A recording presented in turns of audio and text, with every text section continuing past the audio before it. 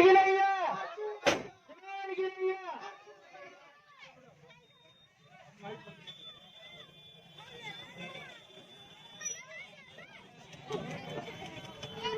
Hello,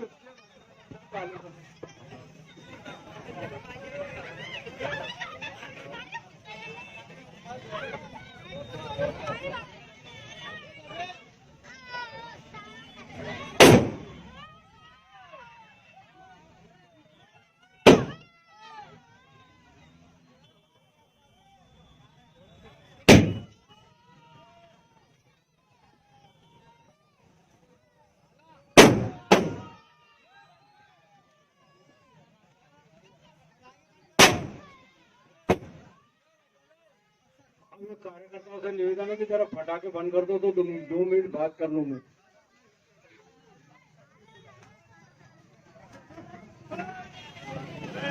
दोस्तों, आज यहाँ पर निर्दलीय उम्मीदवार हर्षवर्धन सिंह चौहान के साथ में आने वाला था। बाकी डापोरा के अंदर जिस तरीके से लोगों ने उसको कंधे पर उठाकर प्रचार करने के लिए मजबूर किया है, वो आप लोगों के बीच में अभी नहीं आ पाया। उसकी तरफ से मैं आया हूं और मैंने उस दिन गांधी चौक में भी ऐलान किया था और आज आप सब लोगों से भी वादा करके जा रहा हूं कि चुनाव हर्षवर्धन सिंह चौहान नहीं, मनोज तारवाला लड़ रहा है। नाम के लिए जरूर नंदू भैया का सुपुत्र लड़ रहा है। आपकी सेवा करने के लिए जरूर हर्षू रहेगा। बाकी आपकी हर खिदमत, हर काम करने के लिए साथ में मनोज तारवाला भी खड़ा रहेगा। आपके हर दुख के अंदर कंधे से कंधा लगाकर आपको हर मदद, हर काम करने के लिए मैं आप लोगों के बीच में था, आप लोगों के बीच में हूँ और आप लोगों के बीच में रहूंगा। इतना ही कहूंगा कि निर्दलीय जरूर हूँ। बाकी आज की तारीख में बुरहानपुर विधानसभा में मेरा उम्मीदवार और मैं सबसे आगे हूँ। भारतीय जनता पार्टी ने आज तक अपना घोषणा पत्र जारी नहीं किया। कांग्रेस के उम्मीदवार ने घोषणा पत्र जारी नहीं किया। एमआईएम में जो उम्मीदवार खड़ा है उसने भी घोषणा पत्र जारी नहीं किया। करने की ललच और करने की इच्छा हम लोगों में है। निर्दलीय होने के बाद भी बुरहानपुर में हम क्या करेंगे, किसके लिए करेंगे, ये लिखित में घोषणा पत्र जारी किया। और आप लोगों को मैं वादा करता हूं और ये बताता हूं कि जिसके भी हाथ में घोषणा पत्र आएगा तो हम लोगों को प्राथमिकता है कि हम युवाओं के लिए रोजगार उपलब्ध कराने के लिए सरकारी नहीं, हर्षवर्धन सिंह चौहान के चाहने वाले या परिवार के सदस्यों के द्वारा चिन्हित की हुई 150 एकड़ जमीन आपको उद्योग लगाने के लिए, आपके बच्चों को उद्योग लगाने के लिए मात्र 1 रुपया स्क्वायर फीट के ऊपर सारी सुविधा के साथ दी जाएगी। उसके अंदर सीमेंट रोड भी होगा, उसके अंदर लाइट के खंभे भी होंगे। और कोई बड़ा उद्योग मेरा भाई डालना चाहेगा तो जो पॉल्यूशन बोर्ड की तकलीफ आती है वो यंत्र भी हमारे द्वारा लगाया जाएगा। और मेरे बुनकर भाइयों, यदि आप लोगों को लोन लेने में कोई परेशानी आ रही होगी तो आपको सहायता करने के लिए एक ऑफिस भी उस स्थान पर अलग से खोला जाएगा जो आपकी हर तरीके से मदद करेगा, मार्गदर्शन करेगा। और मेरे उम्मीदवार ने ये घोषणा करी है कि मेरे बुरहानपुर में सबसे ज्यादा दिलों की धड़कन यदि कोई है तो पावर लूम है।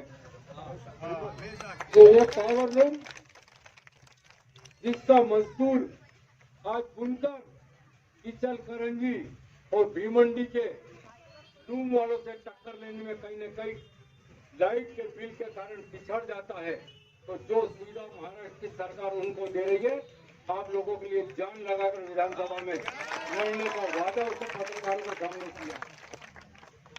मैं आपको एक ही केवल ऊपर वाले को नाजिर और हाजिर मान के बोलता हूं कि आने वाले 5 साल के बाद जब हम आपके बीच में हर्षवर्धन के लिए दोबारा वोट मांगने आएंगे, तो आपका दिल भी गदगद हो जाएगा और आपका सीना गर्व से ऊंचा होगा कि ऐसे भी निर्दलीय विधायक होते हैं जिनके लिए न कोई हिंदू अलग होता है, न कोई मुसलमान अलग होता है,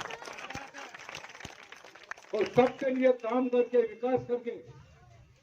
विकास के दम पर आपसे वोट मांगने के लिए आएंगे और आप लोगों के लिए इतनी खिदमत करेंगे कि आज जिस तरीके से मेरे बच्चे को, मेरे भतीजे को और हम लोगों को प्यार मिल रहा है, इससे 2 गुना प्यार हम लोगों को मिलेगा। बाकी एक गुजारिश करना चाहता हूं, मैं किसी का नाम नहीं लेना चाहता, किसी की मिटा के लाइन छोटी नहीं करना चाहता, हम क्या करेंगे ये बात मैंने कही। मेरी आप लोगों से गुजारिश है 2 चीज की। आने वाली 17 तारीख के लिए आप सब नमाजी लोग हैं, एक दुआ मांगना, ये चुनाव में मेरे बुरहानपुर में अमन चैन बनाए रखना। आपको शायद नहीं मालूम होगी, इंसान की सहन करने की भी शक्ति होती है। हम निर्दलीय होने के कारण सत्ता पक्ष के लोग हमारे साथ क्या कर रहे हैं, हमारे झंडे बैनर निकाल के फेंक दे रहे, ऊपर वाला देख रहा है। मैंने आज भी मीडिया से कहा कि तुम मतदाता और कार्यकर्ता के घर से झंडा निकाल सकते हो, बैनर फाड़ सकते हो, बाकी जो आज दुआ लेकर खड़ा है, जो मतदान करने के लिए हर्षवर्धन सिंह चौहान के लिए दिलों में पोस्टर और बैनर की जरूरत नहीं, दिलों में जो तय कर लिया है उसको तुम नहीं फाड़ सकते, नहीं निकाल सकते। और ये आप लोगों के विश्वास के दम पर कह रहा हूं कि इतिहास बनाने जा रहा है बुरहानपुर के विकास के लिए।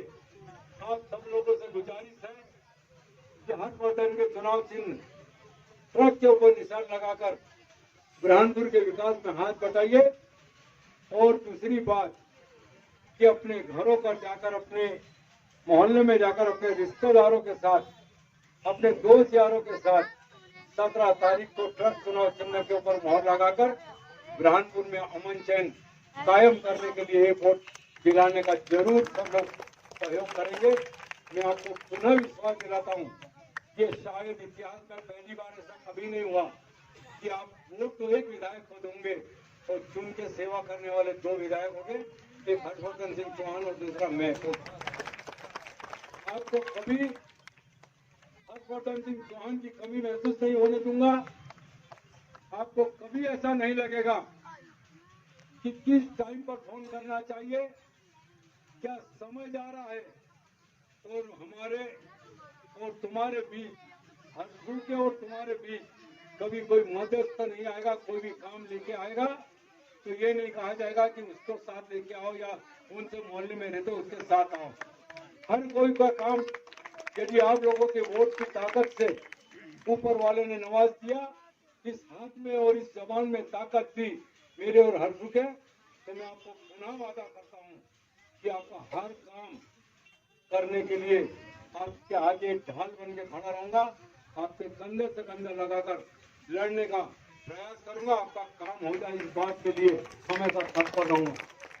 मैं इतनी हद की बात इसलिए भी कह रहा हूं कि आज मैं जिस भी स्थिति में हूं, राजनीति में जो भी मुकाम मिला है,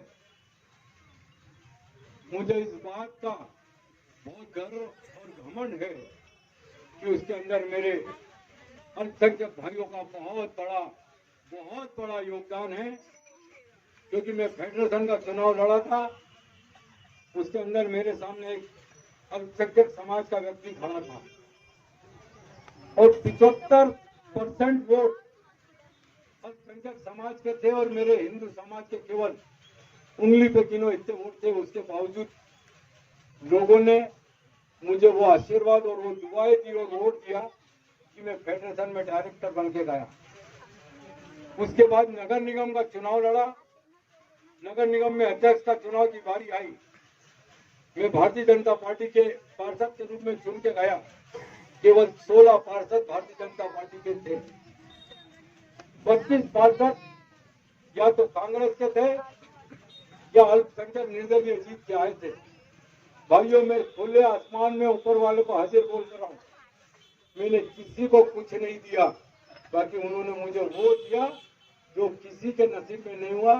मैं नगर निगम का सभापति अध्यक्ष बना तो मेरे अल्पसंख्यक भाइयों के पार्षदों के दम पर बना और मैंने ऊपर वालों को हाजिर रखे। कभी उनसे न पार्टीबाजी देखी, न हिंदू मुसलमानवाद देखा। नगर निगम के अध्यक्ष रहते हुए जो भी मेरे पास काम लेके आया, मैंने भरपूर काम किया। और आज गर्व इस बात का होता है कि पूरे मध्य प्रदेश में प्रधानमंत्री आवास के अंदर यदि 14,500 मकान बने हैं तो मेरे बुरहानपुर में बने हैं, मेरे परिवार के लोगों के बने हैं, मेरे शहर के बासिंदों के बने हैं।